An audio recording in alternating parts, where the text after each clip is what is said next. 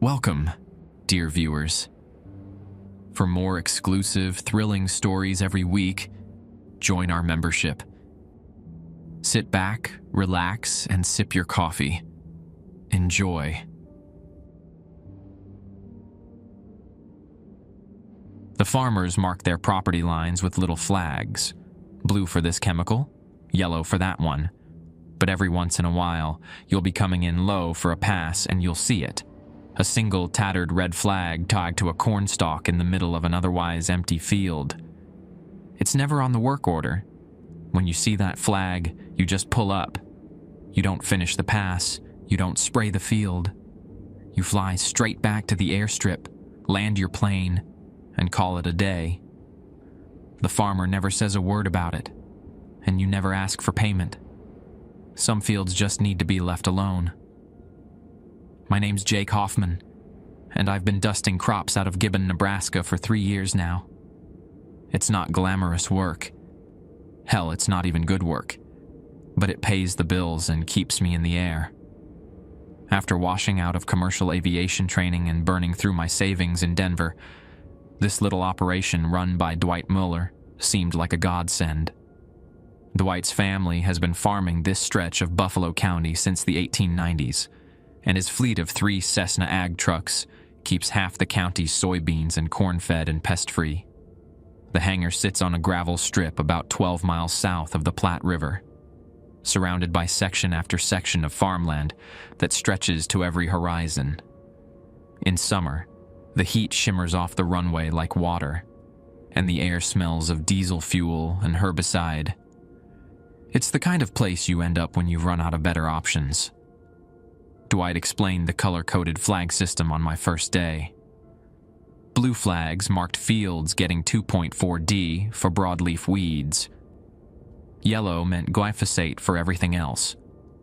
Green flags were for the organic farms, just water and biological controls. White flags meant the field was off limits due to wind conditions or proximity to water wells. "What about red flags?" I'd asked, scanning the laminated chart he'd handed me. Dwight's weathered face went still. He was replacing a fuel line on the Cessna, his thick fingers working the coupling with practiced ease. "Red flags mean you turn around. Don't ask questions. Don't radio for confirmation. Just turn around and come home."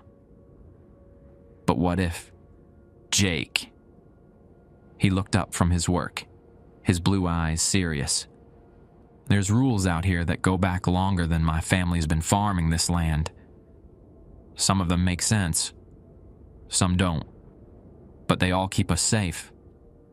Red flag means no spray, no questions, no payment. That's the deal." I nodded, figuring it was just some old farmer superstition. Maybe insurance liability, or protected wetlands, or endangered species habitat. Rural communities are full of quirky traditions that seem strange to outsiders. That was before I learned what happens when you ignore the red flags. Before I discovered what lives in the fields that need to be left alone. Before I found out why Dwight's last pilot, Tommy Svoboda, drove his truck into the Platte River on a clear Tuesday morning in March, leaving behind a wife, 2 kids, and a note that said only, "The corn watches. The corn remembers." I should have asked more questions that first day. Should have pressed Dwight about those red flags. Should have wondered why he needed a new pilot so badly that he'd hire someone sight unseen from a Craigslist ad. But I didn't. And by the time I learned the truth, it was already too late to leave. My first week flying for Dwight went smoothly enough. The work was routine. Early morning takeoffs, low passes over endless rows of crops, the steady drone of the engine and the rhythmic spray of chemicals. The Cessna handled like a dream, responsive and stable, even in the thermal updrafts that rose from the sun-baked fields. Dwight's operation was small, but efficient. Besides me, there was Rita Kowalski, a mechanic who'd learned her trade in the Air Force, and Dwight's nephew, Caleb, a quiet kid fresh out of high school who helped with ground operations. Rita kept the flames running with an almost religious devotion, while Caleb loaded chemicals and updated flight logs with careful handwriting. "You settling in okay?" Rita asked on Thursday morning, wiping grease from her hands with a red shop rag. She was examining the oil filter on the middle Cessna, her practiced eye catching details I'd miss. "Yeah, it's good work," I said, checking the weather report on my phone. "High pressure system, light winds from the southeast, perfect flying conditions. Dwight's been fair to deal with." "He's good people," she agreed. "Lost a lot when Tommy." She trailed off, focusing intently on the filter housing. What happened to Tommy exactly? I'd been curious about this since my first day, but nobody seemed eager to discuss it. Rita's hands stilled. Tommy was troubled toward the end. Started seeing things that weren't there. Hearing voices in the radio static. Dwight tried to help him, but... She shrugged. "Some folks just can't handle the isolation out here. All that empty sky, all those empty fields. Gets to some people." Caleb walked over with the morning's flight plan, his boots crunching on the gravel. "Mr. Hoffman? Got your route ready. 8 fields today, mostly section roads 12 through 18. Standard herbicide mix." I studied the hand-drawn map. Simple enough, a grid pattern covering about 40 square miles of farmland. Each field was marked with its flag color and chemical requirements. All routine work. "Any red flags today?" I asked, only half joking. Caleb's face went blank. Rita looked up sharply from her work. "Not today." Dwight's voice came from behind me. I turned to see him walking from the office trailer, coffee mug in hand. "But Jake, you remember what I told you about those, right? Turn around and come home. No questions." "Good." He nodded approval. "Rita, how's number 2 looking?" The conversation shifted to engine maintenance, but I caught Caleb watching me with an expression I couldn't quite read. Concern? Mourning? He was 18, maybe 19, with the lean build of someone who'd grown up doing farm work. His family had been in Buffalo County even longer than Dwight's. The morning flights went without incident. I covered 6 fields in 3 hours, laying down precise strips of herbicide while staying well clear of any farmhouses, wells, or livestock. The summer heat was already building by 10 a.m., creating columns of rising air that made the Cessna bounce and dip. It was on the 7th field that I saw my first red flag. I was coming in for my initial pass over the Henderson place, an 80-acre section planted in soybeans, when I spotted it. A single strip of faded red cloth tied to a wooden stake driven into the ground at the field's center. Not tied to a cornstalk like Dwight had mentioned, this was soybeans, but clearly the same thing he'd described. My first instinct was to radio back to base for confirmation. The field was on my work order, marked for standard glyphosate treatment, but Dwight's words echoed in my memory. No questions, no radio calls. Just turn around. I pulled back on the stick, gaining altitude and banking away from the field. Below me, the soybeans stretched in perfect rows, looking healthy and weed-free. Whatever the red flag marked, it wasn't visible from the air. The flight back to the strip felt longer than usual. I kept checking my mirrors, though I couldn't say what I expected to see. The radio crackled with static, and for a moment I thought I heard something else underneath the white noise. A low sound like wind through grain, or maybe voices speaking words I couldn't quite make out. "Must be interference from the power lines," I muttered, switching to a different frequency. The static cleared. I landed without incident and taxied to the hangar. Dwight was waiting near the fuel pump, shading his eyes against the sun. "How'd it go?" he asked as I shut down the engine. "Fine. 7 fields completed." I climbed out of the cockpit, my shirt already soaked with sweat from the heat and humidity. Had to skip the Henderson place. Red flag. Dwight nodded as if this was perfectly normal. Bill Henderson called this morning. Said he'd handle that field himself this year. Handle it how? It's not on my list for later visits. Some fields handle themselves, Jake. Best to leave it at that. He walked away before I could ask any more questions, leaving me standing beside the plane with a growing sense that I'd stumbled into something much stranger than simple agricultural work. That night, lying in my rented room above Custer's Bar in Gibbon, I couldn't shake the image of that red flag. It had looked old, weathered by seasons of wind and rain.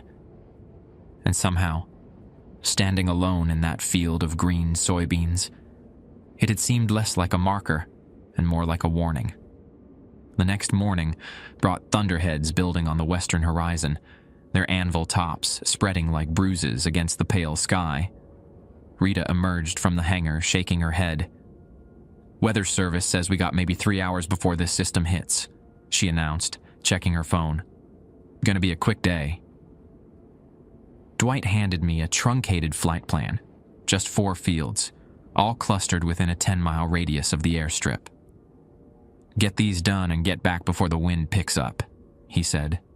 "Don't want you fighting gusts in a loaded plane." The first 3 fields went smoothly. I worked fast, keeping one eye on the approaching storm. Lightning flickered inside the distant clouds, still too far away to hear thunder. The air felt heavy and electric, the way it does before Nebraska weather turns serious. The 4th field belonged to Frank Novak, a corn grower whose land bordered the Platte River bottoms. As I approached from the south, I could see his farmhouse and outbuildings nestled in a grove of cottonwoods. Neat rows of knee-high corn stretched across 80 acres, interrupted only by a gravel road that divided the field roughly in half. I was setting up for my first pass when I spotted the red flag. This one was different from the Henderson flag. Instead of being planted in the center of the field, it stood at the northeastern corner, tied to what looked like a fence post. But there was no fence, just the single post rising from the earth like a marker stone. Following protocol, I banked away and headed for home. But as I gained altitude, something made me look back at the Novak place. That's when I saw Frank himself, standing in his driveway beside a red Ford pickup, waving his arms over his head. He was signaling me to come back. I circled once, confused. The red flag clearly meant no spray, but the landowner was telling me to return. Maybe he'd planted the flag by mistake. Maybe it had blown there from somewhere else. Against my better judgment, I descended and waggled my wings to acknowledge him. Frank pointed toward the southern half of his field, the section separated from the red flag by the gravel road. His message seemed clear: spray the south half only. The corn in that section looked healthy but showed signs of cutworm damage along the edges. Nothing too serious, but definitely something that would benefit from treatment. I lined up for a pass, staying well south of the road and giving the red flag's area a wide berth. The first pass went fine. I laid down a clean strip of insecticide, then banked for the return run. But as I approached from the west, something caught my eye in the flagged section. The corn there was moving wrong, not swaying in the wind. There wasn't enough breeze for that. These stalks were bending and straightening in sequences, like waves rolling through green water, and the movement was too regular, too purposeful.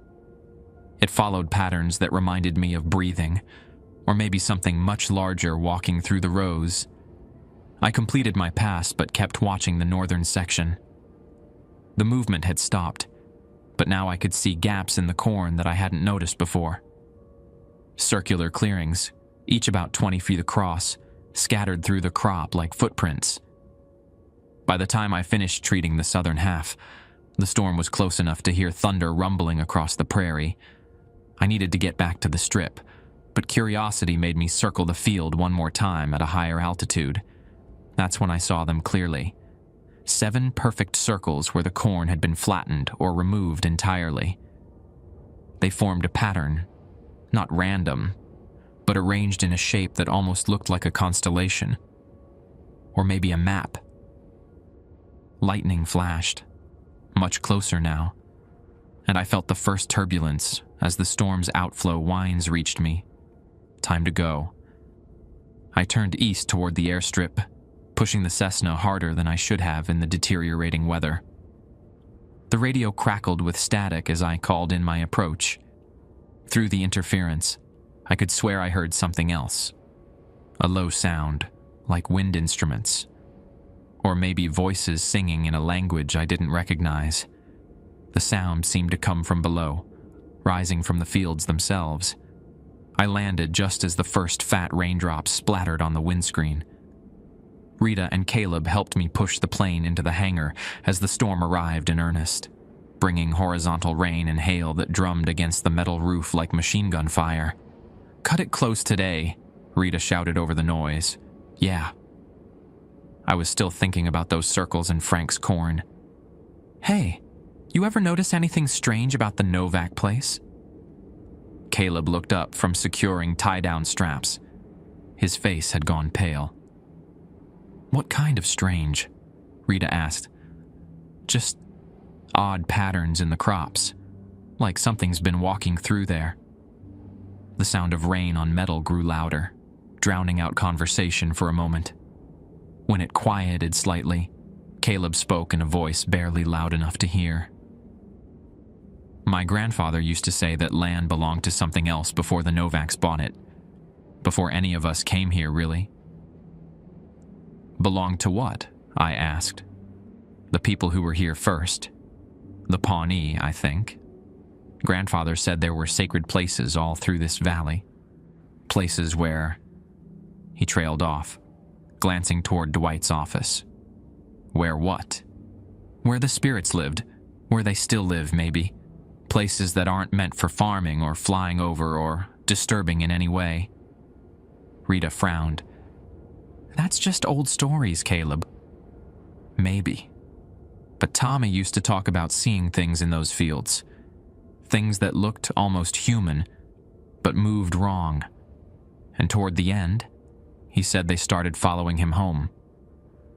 A particularly loud crack of thunder made us all jump. Through the hangar's open door, I could see rain falling in sheets across the runway.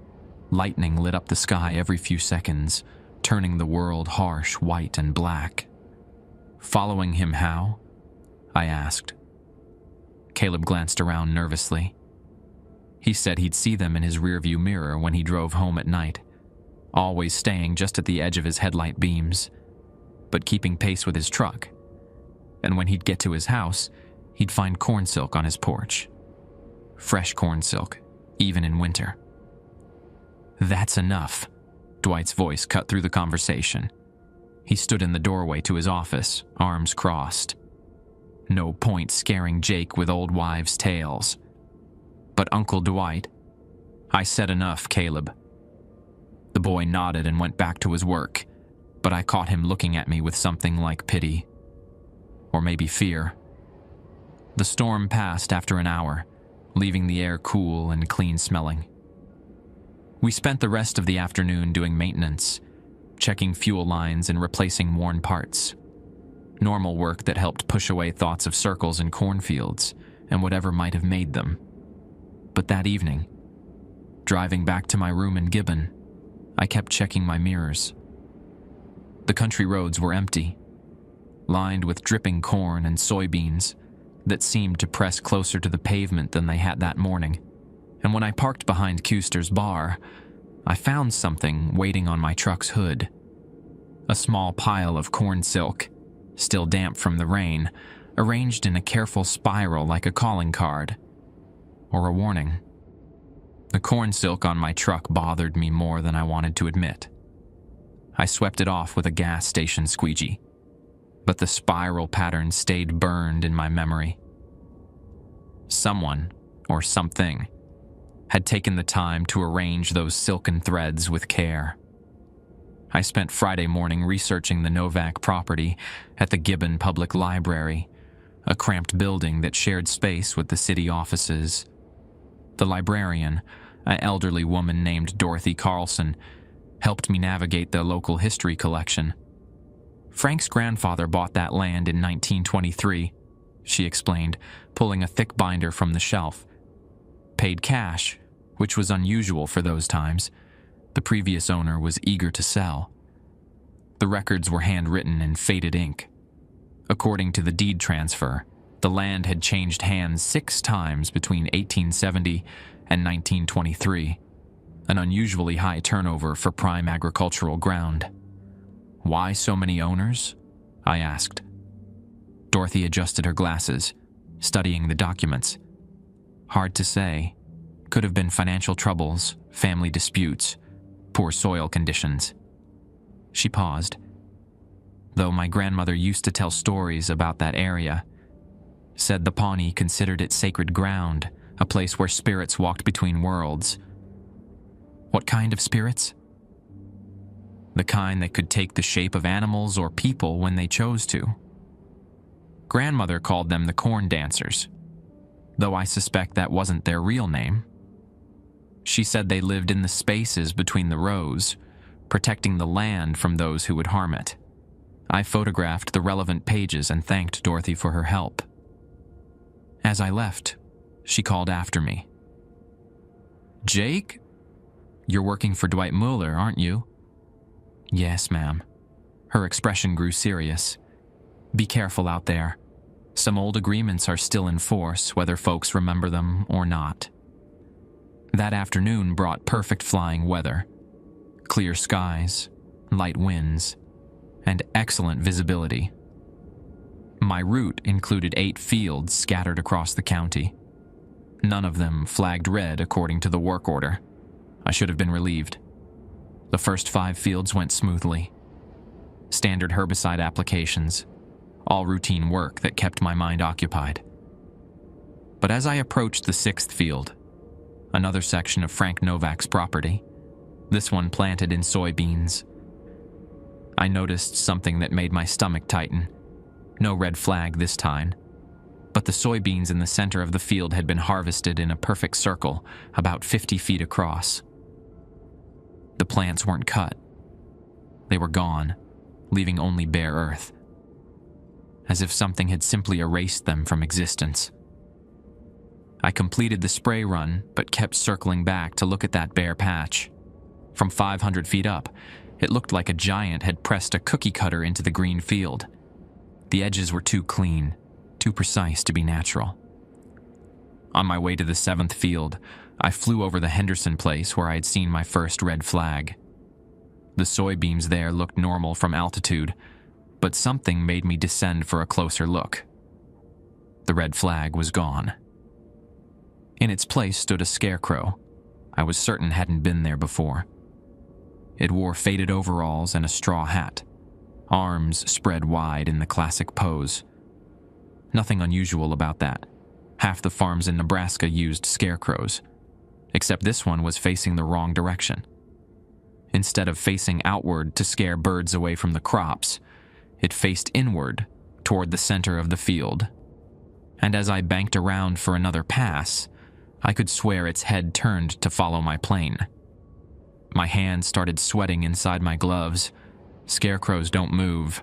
They're just straw and old clothes on wooden frames, but this one seemed to track my flight path with deliberate attention. I climbed to a safer altitude and continued to the 7th field, trying to convince myself I'd imagined the movement. Thermal updrafts can create optical effects. Heat shimmer can make stationary objects appear to move. But when I glanced back at the Henderson place, the scarecrow had changed position entirely. It now stood at the field's edge, arms no longer spread, but hanging at its sides like a person waiting for something. The 7th field belonged to Walt Kerner, a widower who farmed the section next to the Platte River bottoms. Walt was known for keeping meticulous records and treating his land with scientific precision. His corn stood in perfect rows, each plant healthy and uniform. I was halfway through the first pass when I spotted them. 3 scarecrows stood in Walt's field, arranged in a triangular pattern. Like the Henderson scarecrow, these faced inward rather than outward. And they were moving. Not the subtle movement I might have imagined earlier, but obvious, deliberate motion.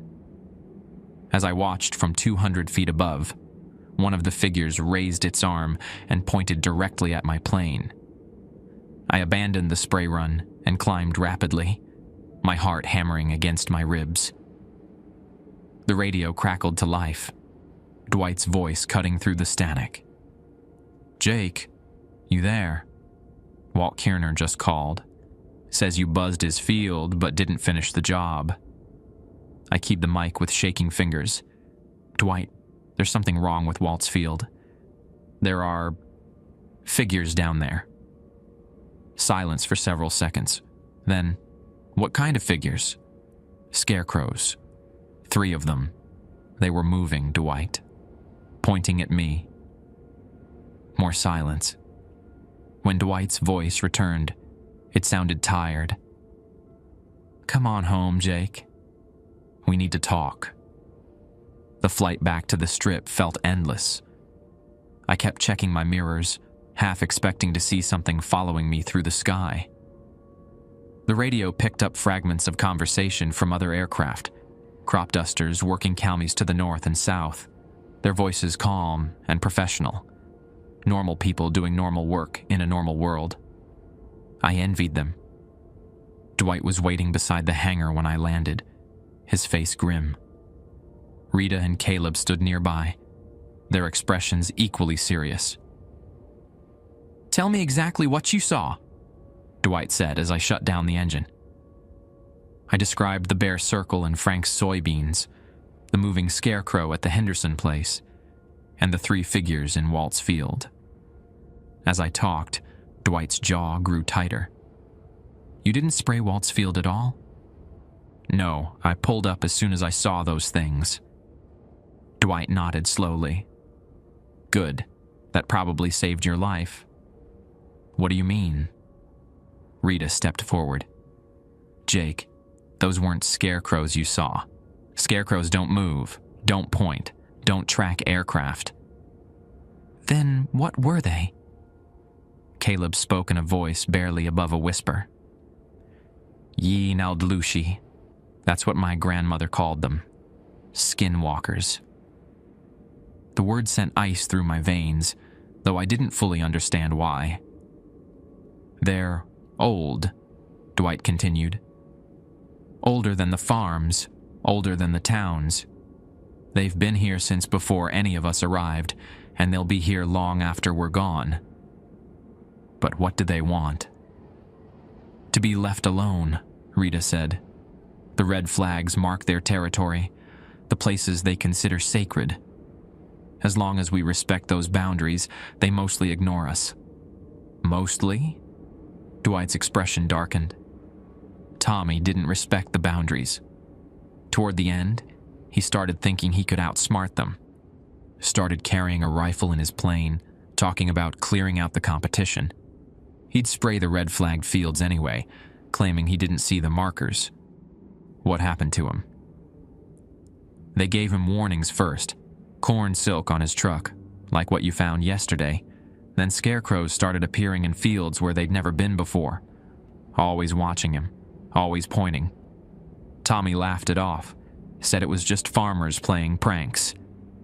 Caleb took up the story, but then he started seeing them away from the fields, standing in his yard at night, sitting in his truck when he came out of the grocery store, walking beside his car on dark roads." "They were learning from him," Rita added. "Studying how he moved, how he looked, how he spoke. That's what they do. They watch until they understand. And then what? Then they become you," Dwight finished. "They take your shape, your voice, your memories, and the real you disappears." I thought about the scarecrow that had pointed at my plane, about the deliberate way it had moved. Had it been learning from me too? The morning Tommy died, Dwight continued, his wife found him standing in their kitchen, making coffee like he did every day. Nothing seemed wrong at first, but when she looked closer, she noticed he was wearing yesterday's clothes, and his eyes. He shrugged. She said his eyes looked like someone else was looking out through them.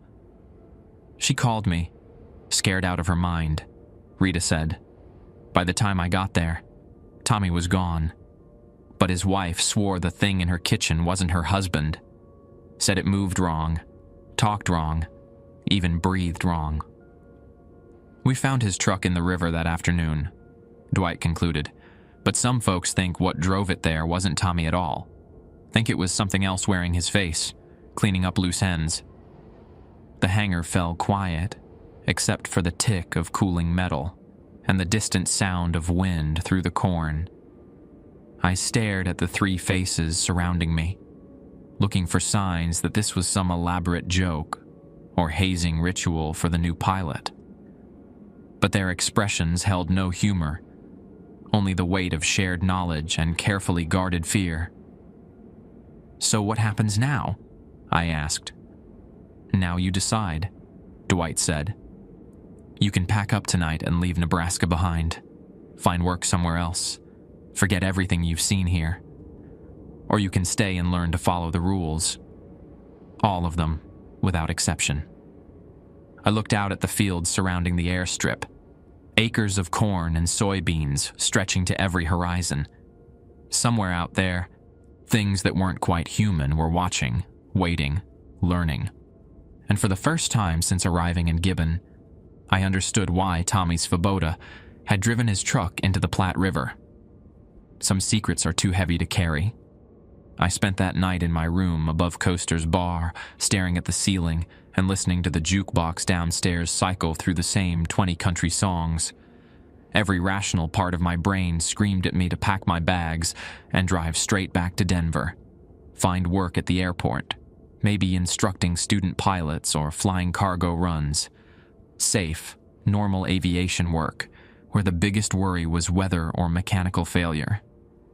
But I couldn't shake the image of those scarecrows pointing at my plane. The way they'd moved with such purpose, such awareness. Whatever lived in these fields had noticed me now, and something told me that running might only make things worse. Around 2 a.m, I made my decision. I'd stay, but I'd follow every rule Dwight gave me. No exceptions, no shortcuts, no curiosity-driven mistakes like Tommy had made. The next morning dawned gray and humid, with low clouds that promised another storm by afternoon. Dwight was already at the hangar when I arrived, drinking coffee from a thermos and studying weather reports on his phone. Figured you might have left town by now, he said without looking up. I'm staying. But I need to know all the rules, not just the red flag business. He studied my face for a long moment, then nodded. Fair enough. Rita emerged from beneath the engine cowling of the middle Cessna, grease streaking her forearms. Yeah. Jake's staying. Time he learned the full protocol. She wiped her hands on a shop rag and walked over, her expression serious. You sure about this? Once you know everything, there's no pretending it's just superstition anymore. I'm sure. Rita exchanged a glance with Dwight, then began counting off on her fingers. Rule 1. Red flags mean no spray, no questions, no payment. You already know that one. Rule 2, Dwight continued. Never fly alone over the Platte River bottoms after sunset. They're more active in those areas when it gets dark. Rule 3. If you see scarecrows in a field that didn't have them before, don't complete that spray run. Land immediately and call it in. Rule 4, Rita added. If your radio picks up voices speaking in languages you don't recognize, switch frequencies and get back to base. Don't try to understand what they're saying. Rule 5. Never under any circumstances land in a field that isn't the designated airstrip, even for emergencies. Better to dead stick it into a road than set down in their territory. Caleb emerged from the office with a fresh pot of coffee and 3 work orders. Rule 6, he said quietly. If you find corn silk or other plant matter on your truck, don't touch it with your bare hands. Use gloves, dispose of it in the burn barrel, and wash your hands with this. He handed me a small bottle of what looked like salt water. What is it? Blessed water from Sacred Heart Church in Grand Island. Father Martinez knows about the situation out here. He makes sure we have a steady supply. There are more rules, Dwight said, but those are the main ones for flying. The others you'll learn as needed. The morning's work consisted of 3 fields, all routine herbicide applications on established farmland. I followed every protocol exactly, double-checking flag colors and maintaining safe altitudes. The clouds thickened as I worked, and by the time I finished the 3rd field, light rain had begun to fall. I was heading back to the strip when the radio crackled to life with a voice I didn't recognize. Nebraska 278, this is Nebraska 278. That was my tail number. Someone was using my call sign. Nebraska 278, do you copy? The voice sounded like mine, but wrong somehow. Like a recording played back at slightly the wrong speed. I reached for the mic, then remembered Rule 4 and switched to a different frequency instead. The rain intensified as I approached the airstrip, fat drops spattering the windscreen and making the gravel runway slick. I radioed my approach on the correct frequency and landed without incident. But the false radio call had left me shaken. Everything okay? Rita asked as I taxied into the hangar. Someone was using my call sign on the radio. Sounded like... I paused, unsure how to explain it. Like me, but not quite right. Dwight and Rita exchanged the same look I'd seen before. Concern mixed with resignation. They're learning from you, Caleb said, from where he was fueling the other Cessna. Picking up your voice patterns, your radio procedures. Tommy went through the same thing. How long does it take? Depends, Dwight replied. With Tommy, it was about 3 weeks from first contact to when they really got his voice down perfect. Of course, he made it easy for them by ignoring the red flags. The rest of the morning was spent on maintenance and paperwork. Normal tasks that helped push away thoughts of something out there practicing my voice, learning to sound like me. But every time the radio crackled with static, I tensed. Around noon, Frank Novak stopped by the hangar. He was a thick-set man in his 60s, with weathered hands and the cautious demeanor of someone who'd lived with secrets for a long time. Dwight, we got a problem, he said, accepting a cup of coffee from Rita. Found more circles in my north section this morning. 7 of them now, arranged in some kind of pattern. Any crop damage? That's the strange part. The soybeans inside the circles are growing faster than the rest of the field. Plants are twice as tall as they should be, and the beans are already forming pods, like something's accelerating their growth. Dwight frowned. That's new. They've never done anything like that before. Gets worse, Frank continued. My neighbor, Ed Hrubeck, says his cattle won't go near the fence line that borders my property. All 100 head of them cluster in the far corner of his pasture. Won't even drink from the stock tank on that side. Animals know, Caleb said softly. They can sense things we can't. Frank nodded. My grandfather used to say the same thing. When the animals get spooked, it means the spirits are restless about something. What's changed? I asked. I mean, if they've been leaving your land alone for decades, why are they more active now?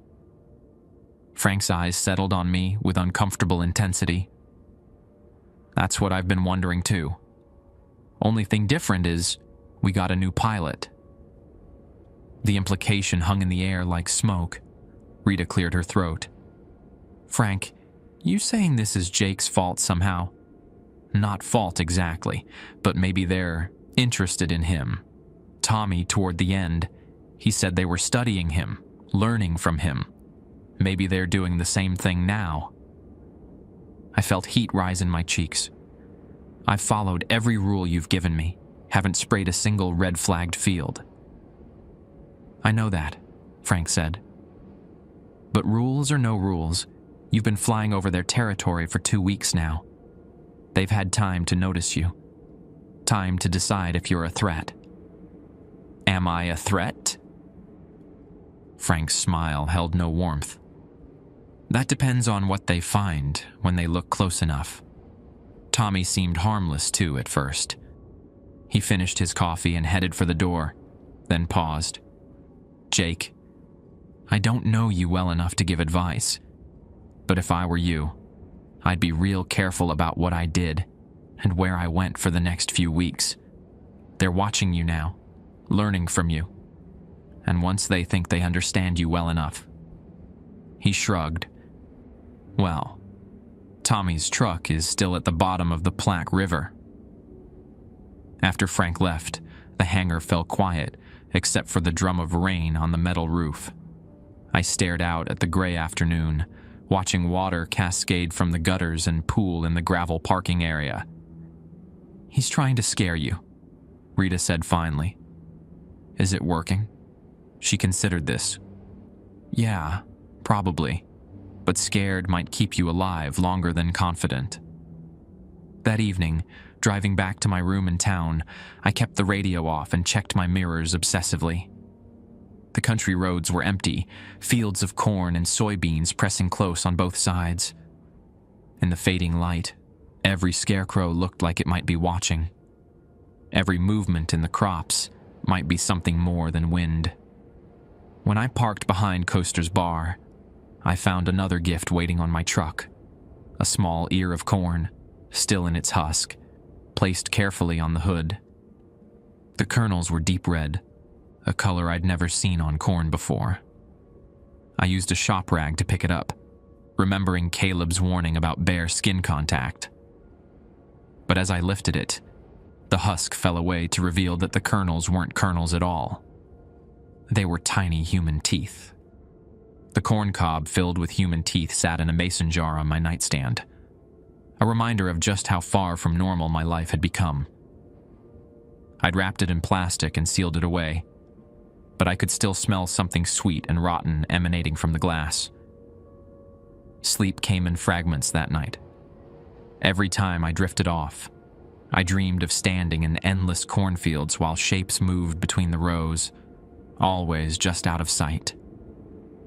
In the dreams, I could hear my own voice calling from somewhere in the green maze, pleading for help that never came. I woke at dawn feeling more exhausted than when I'd gone to bed. The mason jar sat where I'd left it, but now condensation clouded the glass, and something had traced symbols in the moisture, angular marks that looked almost like letters in a language I didn't recognize. My phone rang as I was getting dressed. Dwight's number. Jake, we got an emergency. Ed Rubeck's got a sick bull that needs treatment, and his regular spray contractor's equipment broke down. Says he'll pay double if we can get someone out there this morning. I knew Ed's property. It bordered Frank Novak's land, the same area where the mysterious circles had appeared. Is it flagged? No red flags, but... Dwight paused. It's close to some sensitive areas. You'll need to be extra careful about boundaries. An hour later, I was airborne with a load of antibiotic solution, flying toward the Rubeck ranch. The morning was clear and still, perfect conditions for precise application. Ed's cattle were gathered in the northwest pasture, about 50 head of Black Angus clustered near a stock tank. From the air, I could see the problem immediately. One bull stood apart from the herd, moving in erratic circles near the fence line. Even from 500 feet up, I could tell something was wrong with its gait. I lined up for my first pass, focusing on the area around the sick animal. The solution would help fight off infection and reduce inflammation, buying time for a veterinarian to make a proper diagnosis. That's when I noticed the scarecrow. It stood in Frank Novak's adjoining cornfield, about 50 yards from the fence line. Unlike the ones I'd seen before, this figure wore modern clothes, jeans, a red flannel shirt, work boots, and it was facing me directly, arms raised as if signaling. I maintained my approach, following the flight plan Ed had approved. But as I descended toward the pasture, the scarecrow began moving. Not the subtle shifts I'd witnessed before, but obvious, deliberate motion. It walked along the fence line, keeping pace with my aircraft. The bull below was acting stranger now, spinning in tight circles and foaming at the mouth. Whatever was wrong with it was getting worse fast. I started my spray run, keeping one eye on the wandering bull and another on the walking scarecrow. The antibiotic solution flowed out in a controlled mist, covering the pasture grass where the cattle grazed. Halfway through the pass, my radio crackled to life. Nebraska 278, this is Ed Hrubeck. You need to abort your run and get out of there now. I keyed the mic. Ed, I'm only halfway finished. The bull needs... The scarecrow in Frank's field had stopped moving. It now stood directly below me, arms still raised, face turned upward. For the first time, I could see its features clearly. It looked like Tommy Svoboda. Same height, same build, same weathered baseball cap. But the face was wrong. Too smooth, too perfect. Like a photograph of Tommy rather than Tommy himself. And the eyes were completely white, without pupils or iris. Jake, get out of there now. Ed's voice again, this time tinged with panic. That thing in my pasture isn't my bull. I looked down at the sick animal. It had stopped circling and now stood motionless, staring up at my plane. Its eyes were white, just like the scarecrow's. As I watched, it opened its mouth and made a sound no bull should be able to make. A perfect imitation of a Cessna engine starting up. My hands were shaking as I pulled back on the stick, abandoning the spray run and climbing rapidly. The radio erupted with multiple voices, all claiming to be different people, all ordering me to do contradictory things. Land immediately. Continue the application. Return to base. Set down in the north pasture. I switched to the emergency frequency and called for help. Mayday, Mayday. This is Nebraska 278. I need immediate assistance. The response came in my own voice. Nebraska. 278. This is Jake Hoffman. Everything is fine. Return to the designated landing zone and await further instructions. I turned off the radio entirely and focused on flying. Below me, the landscape looked different than it had minutes before. Fields that should have been planted in corn showed only bare earth. Farmhouses I recognized were missing from their usual locations. Roads curved in directions they'd never curved before. The scarecrow that looked like Tommy was moving again, running through the cornfield at impossible speed, keeping pace with my aircraft. Other figures emerged from the crops, more scarecrows wearing the faces of people I'd never met, all of them pointing upward at my plane. I needed to get back to the airstrip. But nothing looked familiar anymore. The Platte River, which should have been visible to the north, was nowhere to be seen. The grain elevator in Gibbon, usually a landmark I could spot from miles away, had vanished. It was as if the entire landscape had been rearranged while I wasn't paying attention. My fuel gauge showed 3/4 full, but the engine was running rough. The spray equipment was still releasing solution, even though I'd shut it off. The chemical smell in the cockpit was making me lightheaded. That's when I saw the runway. It appeared ahead of me like a mirage, a stretch of gravel in the middle of a cornfield. Not Dwight's airstrip. This one was longer, newer, with a hangar that looked like it had been built yesterday. 3 people stood beside the runway, waving me down. Dwight, Rita, and Caleb, all of them gesturing for me to land.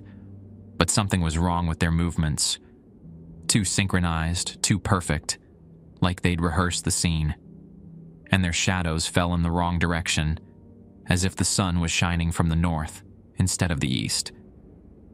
I banked away from the false runway and kept flying. The figures on the ground watched me go, their heads turning in unison to track my flight path. My real radio crackled back to life, Dwight's voice, but strained with worry. "Jake, where are you? Ed Hrubeck says you never showed up for the spray job." I keyed the mic with trembling fingers. "Dwight, I'm lost. The landscape, it's all wrong. Nothing looks the same." "Jake, listen to me carefully. Do you see any red flags below you?" I scanned the fields beneath my aircraft. There, a single red cloth tied to a fence post, fluttering in the breeze. Yes, one red flag, due south of my position. Good. That's real. Follow the fence line east from that flag. It'll lead you to County Road 18, then follow the road north. You'll see our strip in about 5 miles. Dwight, what's happening to me? They're testing you, Jake. Seeing how you react under pressure, how well you follow instructions when everything goes sideways. Tommy failed this same test. I found the fence line and followed it east, my hands steady on the controls despite the fear churning in my stomach. The landscape below began to look familiar again. The Platte River reappeared. The grain elevator materialized in the distance, roads curved back to their proper directions. The fake runway and its false figures vanished like smoke. 20 minutes later, I was on the ground at Dwight's strip, my legs shaking as I climbed out of the cockpit. Rita was waiting with a thermos of coffee spiked with something stronger. "You did good," she said, steadying me as I walked toward the hangar. "Tommy tried to land at their fake runway. That's when they really got their hooks into him." What would have happened if I'd landed there? Dwight emerged from the office, his face grim. "Best guess? They would have taken your plane, your equipment, maybe your identity, and the real Jake Hoffman would have joined Tommy at the bottom of the Platte River." Caleb was examining my aircraft, running his hands along the fuselage and wings. "Uncle Dwight, you need to see this." We gathered around the plane. Carved into the metal near the cockpit were the same angular symbols I'd seen traced in the condensation on my mason jar. They looked like they'd been etched with fingernails or claws, deep enough to score the aluminum. "Marking their territory," Rita observed, "or marking you as someone they're interested in. What does it mean?" Dwight studied the symbols for a long moment. "It means you passed their first test, Jake. But it also means there'll be more tests coming. They're not done with you yet." I thought about the scarecrow with Tommy's face, about the bull that had mimicked aircraft sounds, about the false runway that had appeared in the middle of nowhere. If that was their first test, what would the second one look like? How many tests did Tommy face? 3, Caleb said quietly. He failed the third one. As we pushed the plane into the hangar, I noticed something that made my blood freeze. In the soft earth near the runway, someone had left footprints leading from the landing area to the road. Human footprints, but too large, with toes that were too long and spread too wide. And they were filled with corn kernels, as if whoever had made them was bleeding grain instead of blood. The prints led toward town, toward Gibbon, toward the room where I slept each night above Custer's bar. They knew where I lived. That night, I moved out of my room above Custer's bar. The thought of those footprints leading straight to my door made sleep seem like a dangerous luxury. Instead, I spent $40 on a tent and sleeping bag at the Walmart in Grand Island and set up camp in the municipal park, figuring public spaces might offer some protection. I was wrong. Around 3 a.m, I woke to the sound of footsteps circling my tent. Slow, measured steps that crunched softly on the fallen leaves. I lay still, listening to the pattern. 7 steps clockwise, pause, 7 steps counterclockwise, pause, over and over like a ritual. Through the thin nylon walls, I could see a shadow moving around the tent's perimeter. Human-shaped, but wrong somehow, too tall and angular. When it passed in front of the streetlight, I noticed it cast 2 shadows, one following its movements, another that seemed to move independently. "Jake?" The voice was mine, but with a slight echo, as if spoken from the bottom of a well. "Jake, why are you hiding?" I held my breath, pressing my face against the sleeping bag. "I know you're awake, Jake. I can hear your heart beating." The footsteps stopped directly outside the tent's entrance. I could see the outline of someone crouching down, hands pressed against the fabric near my head. "We need to talk, Jake. About the rules. About what happens to pilots who don't follow them." I closed my eyes and tried to remember the prayers my grandmother had taught me as a child. The Lord's Prayer, the Hail Mary, anything that might offer protection against whatever was outside. "Tommy thought he was clever too," my voice continued from outside the tent. "Thought he could outwit us, outlast us. But Tommy forgot that we've been here much longer than humans have been flying over our fields." The hands moved against the tent wall, tracing patterns I couldn't see but could feel through the fabric. The same angular symbols that had been carved into my plane. "You did well today, Jake. Passed the first test. But there are more tests coming, and they get harder each time." I heard the sound of a zipper opening. Not my tent, something else. The sound was too long, too slow, like skin being peeled away from muscle. "Would you like to see what Tommy looks like now? Would you like to know what happens to pilots who failed a 3rd test?" Something wet dropped onto the tent roof directly above my head. Then another drop, and another.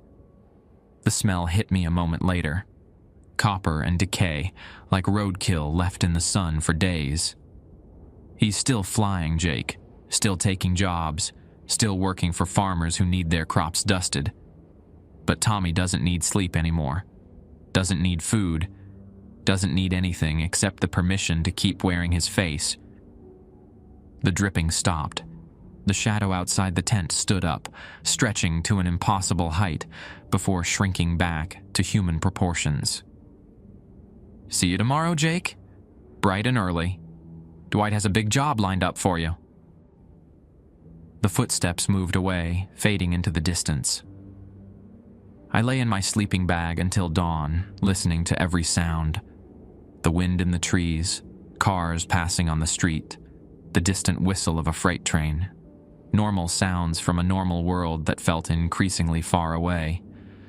When the sun finally rose, I packed up my tent and drove back to the airstrip. Dwight was already there, examining a weather map spread across his office desk. "You look like hell," he observed as I walked in. "Didn't sleep much. Had visitors." He nodded as if this was expected. "They're escalating. First test is usually about flying skills. Can you handle unusual conditions? Stay calm under pressure? Second test is more personal." "What kind of personal?" "They'll try to get inside your head. Appear as people you know. Say things designed to make you doubt yourself. The goal is to make you break the rules on purpose, either out of anger or fear." Rita emerged from the hangar, wiping her hands on a shop rag. "Coffee's ready. You look like you need it." I accepted a mug of black coffee and let the heat warm my hands. "Dwight, what happened to the other pilots before Tommy? The ones who worked for you before him?" His face darkened. "There were 3 before Tommy. First one was Danny Krejci back in '98. Good pilot, careful with the rules. But he got curious about the red-flagged areas, started asking too many questions. One morning we found his plane in the middle of Frank Novak's cornfield, engine still running, cockpit empty.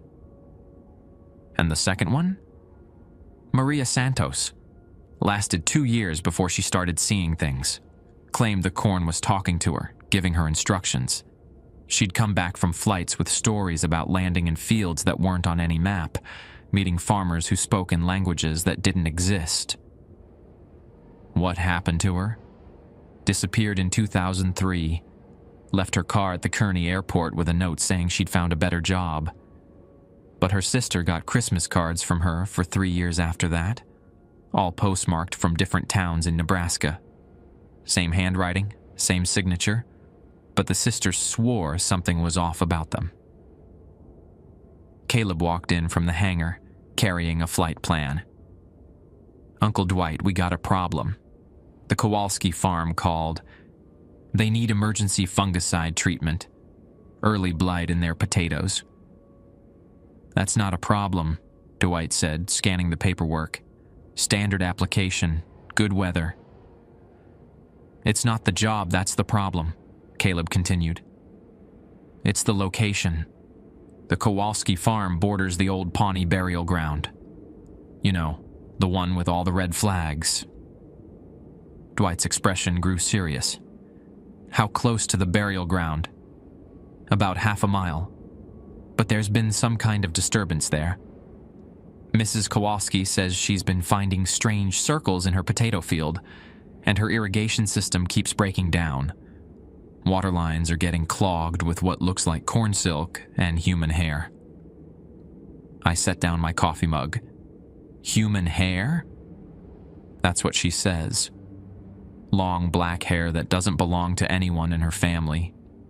And it's always wet, even when there hasn't been rain for days." Rita frowned. "Sounds like they're trying to expand their territory, using the water system to spread their influence." "Could be," Dwight agreed. "Or it could be a test. Jake, this job specifically requested you. Mrs. Kowalski asked for the new pilot by name." "How would she know my name?" "That's what I'd like to know." I studied the flight plan. The Kowalski farm was 15 miles northwest of the airstrip, in an area I'd never flown before. The potato fields were laid out in a grid pattern with irrigation channels running between the rows. On paper, it looked like a straightforward application. "What's my gut telling me?" I asked. "Your gut should be telling you to stay away," Rita said, "but your paycheck needs you to take the job. And if it's a test, then refusing might be worse than accepting," Dwight admitted. "They don't like being ignored."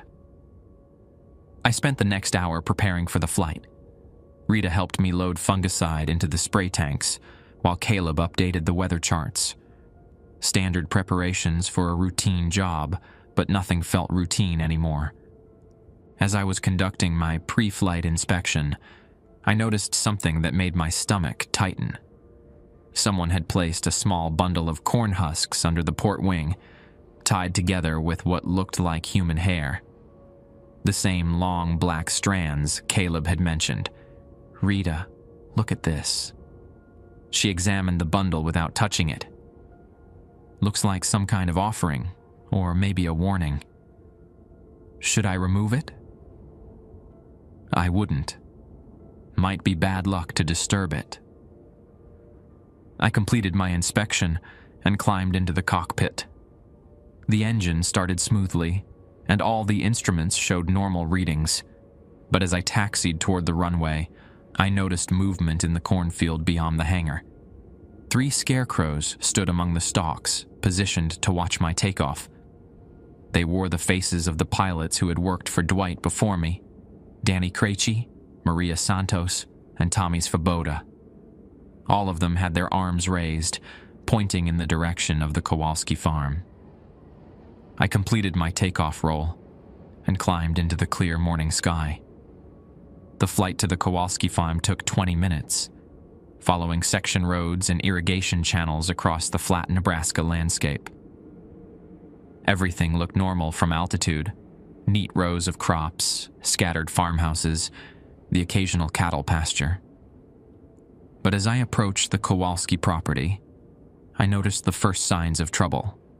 The potato fields were the wrong color.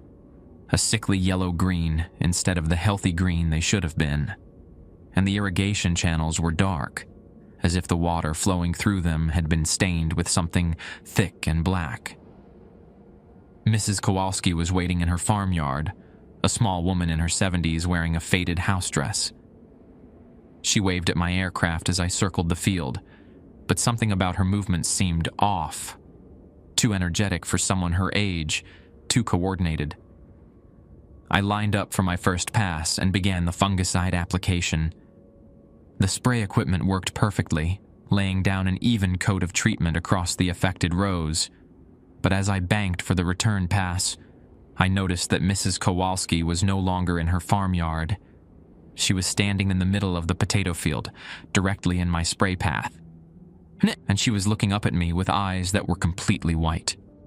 I pulled up hard, cutting off the spray and climbing rapidly to avoid the figure standing in the potato field.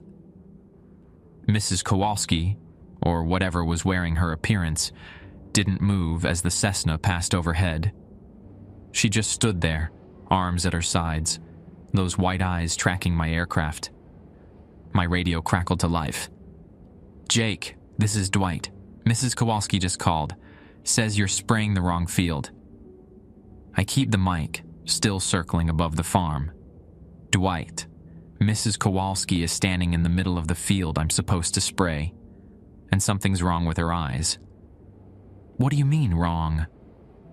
"They're white. No pupils, no color, just white." Silence on the radio for several seconds. Then, "Jake, I'm looking at Mrs. Kowalski right now. She's standing in my office, and her eyes are perfectly normal."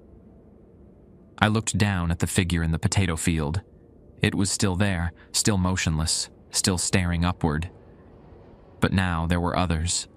More figures emerging from the irrigation ditches and walking between the rows. Men, women, children, all wearing the faces of people I'd never met, all with those same blank white eyes. "Dwight, how many Mrs. Kowalskis are there supposed to be?" "What kind of question is that?" "One, obviously." I counted the figures below me. 7 now, all identical, all wearing the same faded house dress, all staring at my plane with those empty white eyes. I'm seeing 7 of her down here, and more are appearing. The radio went quiet. When Dwight's voice returned, it sounded strained.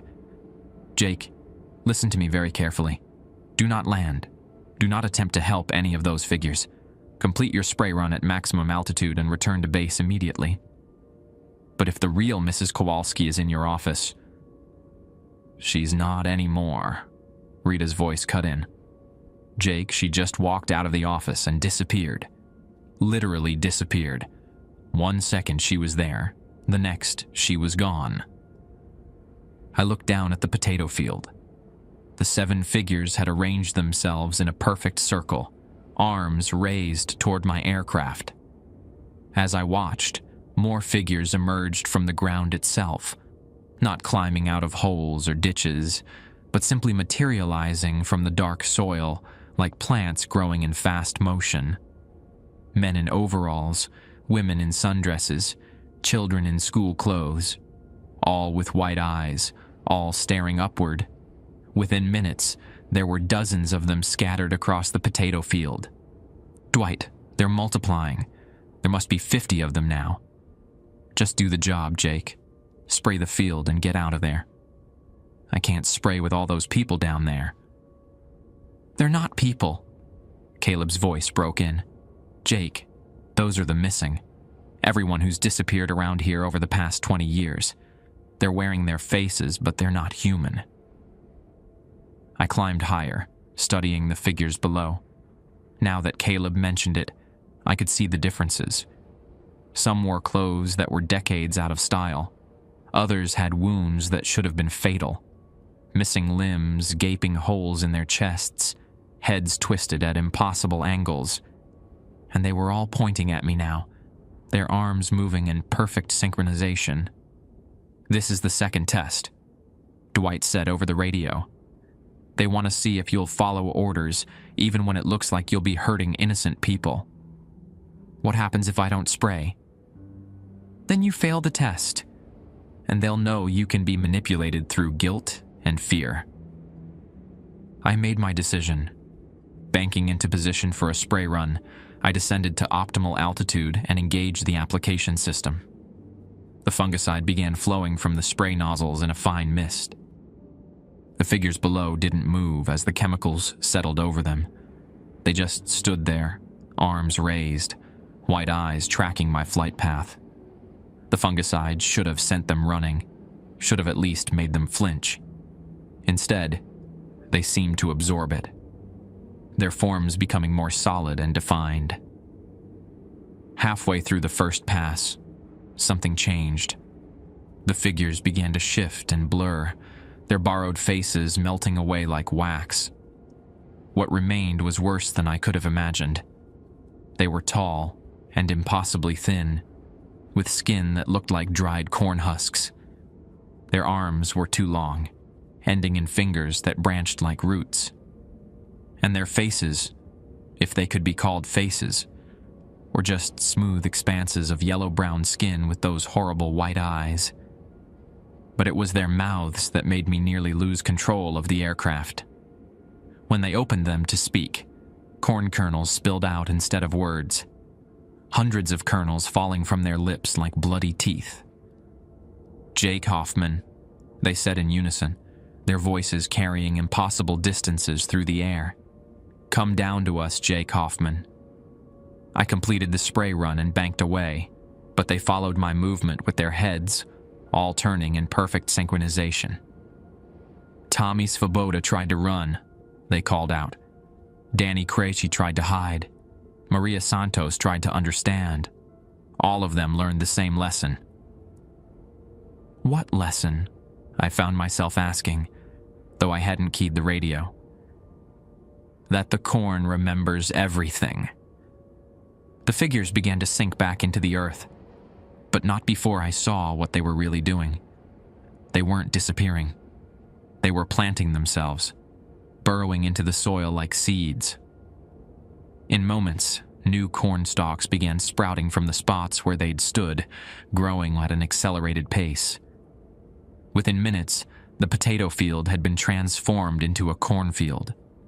Perfect rows of tall, healthy corn where there had been diseased potatoes moments before. My radio crackled with Dwight's voice. "Jake, get back here now. We've got company at the airstrip." I turned toward home, my hands shaking on the controls. Below me, the Nebraska landscape looked normal again. Farms and fields stretching to every horizon. No sign of the supernatural horror I'd just witnessed, but as I approached the airstrip, I could see what Dwight meant by company. The parking area was full of vehicles, pickup trucks, farm equipment, even a few cars I didn't recognize, and people were standing around the hangar, maybe 30 or 40 of them.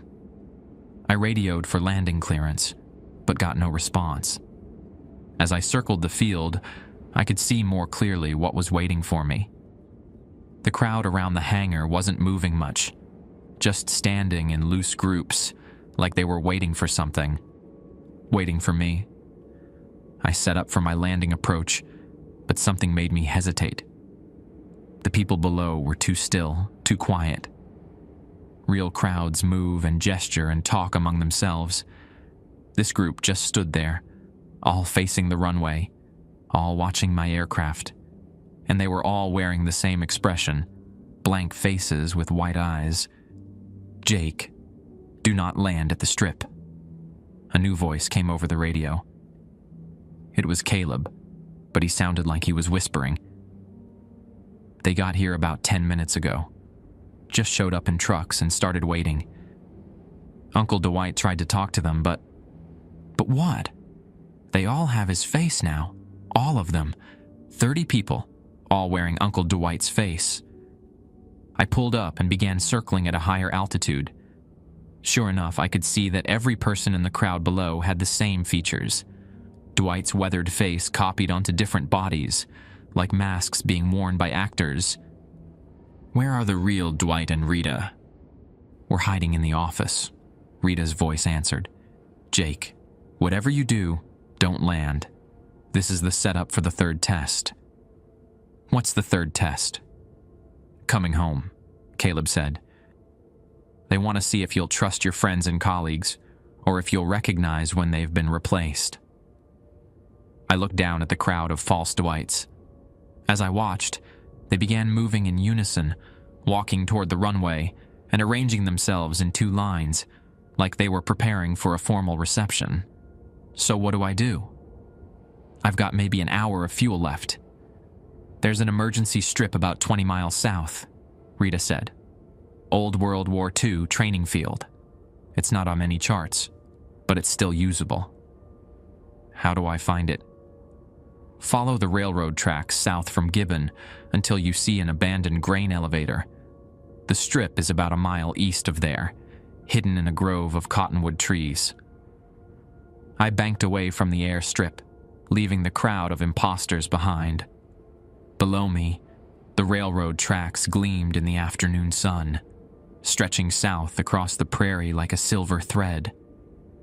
But as I followed them, I couldn't shake the feeling that this was exactly what they wanted me to do. The third test wasn't about choosing between real and fake colleagues.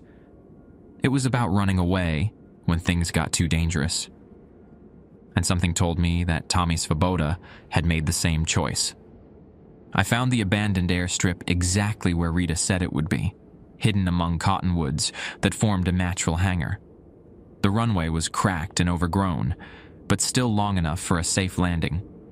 I set the Cessna down as the sun touched the western horizon, painting the sky the color of dried corn silk. The silence felt different here. Not the comfortable quiet of rural Nebraska, but something heavier, more watchful. I shut down the engine and sat in the cockpit, trying to decide what to do next. My phone had no signal. The radio picked up only static. I was alone with a quarter tank of fuel and growing darkness. That's when I saw the farmhouse. It stood about half a mile from the strip, barely visible through the trees. Warm light glowed in the windows, and smoke rose from the chimney like a promise of safety.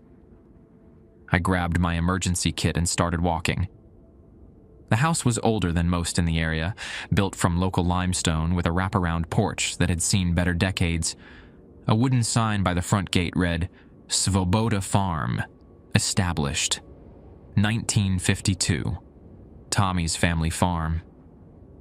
I knocked on the front door, my knuckles echoing hollow against the wood. Footsteps approached from inside, and the door opened to reveal a woman in her 40s with kind eyes and graying hair.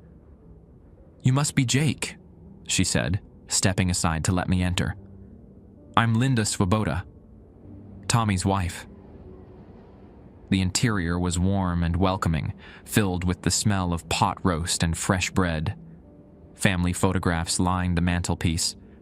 Tommy as a young man, Tommy and Linda on their wedding day, Tommy with 2 small children I assumed were theirs. "Mrs. Svoboda, I thought you lived in town. I thought Tommy was dead?" She smiled sadly. "That's what everyone believes. It's safer that way." She led me to the kitchen, where a man sat at the table reading a newspaper. He looked up as we entered, and I saw Tommy Svoboda's face, but his eyes were clear and human, not the blank white orbs I'd seen on the scarecrow. "You passed the tests," he said, folding the paper. "All 3 of them. That puts you in a very small group." "I don't understand. The truck in the river. The note you left." "Staged," Linda explained, pouring coffee into 3 mugs. "Tommy had to disappear before they could replace him permanently. The only way to survive is to let everyone think you're gone." Tommy leaned forward, his expression serious. "Those things have been here longer than human memory. They can take our shapes, copy our voices, even access our memories. But they can't replace someone who's already officially dead. So what happens now?" "Now you have a choice," Linda said. You can try to go back to your old life, knowing they'll never stop hunting you. Or you can disappear like Tommy did, and help us protect other pilots who end up working for Dwight. There are others? Tommy nodded. Danny Krejci lives about 50 miles north of here. Maria Santos runs a small charter service out of Colorado under a different name. We stay in touch, compare notes, try to keep track of their activities. I sipped the coffee, my mind reeling. What about Dwight? Rita? Caleb? They're good people caught in a bad situation, Tommy said. The entities need pilots to test, to study, to eventually replace. Dwight provides them, and in return, they leave his family alone. He's not evil, Linda added quickly, just scared. When you've lived here as long as he has, you learn that some compromises are necessary for survival. Through the kitchen window, I could see my Cessna sitting on the abandoned runway. In the morning, someone would find it there. Empty fuel tanks, pilot's logbook left open on the seat, no sign of Jake Hoffman anywhere. The Given Telegraph would run a small story about a missing pilot, probably blown off course during a routine flight. The FAA would conduct a brief investigation, find no evidence of mechanical failure, and close the case as pilot error. And somewhere in Nebraska, crop dusters would continue to fly their routes, following rules they don't fully understand, serving masters who wear familiar faces, but dream alien dreams. Linda squeezed my shoulder. Welcome to the disappeared Jake. We've been waiting for you. Outside, the corn whispered secrets to the wind, and somewhere in the darkness, something that looked like me was probably climbing into a Cessna, ready to take my place in the world above. But down here, in the spaces between the official records and the comfortable lies people tell themselves, Tommy Svoboda and his fellow ghosts kept watch over the fields that were never meant for human eyes. The corn remembers everything. Even the people who learned how to forget themselves.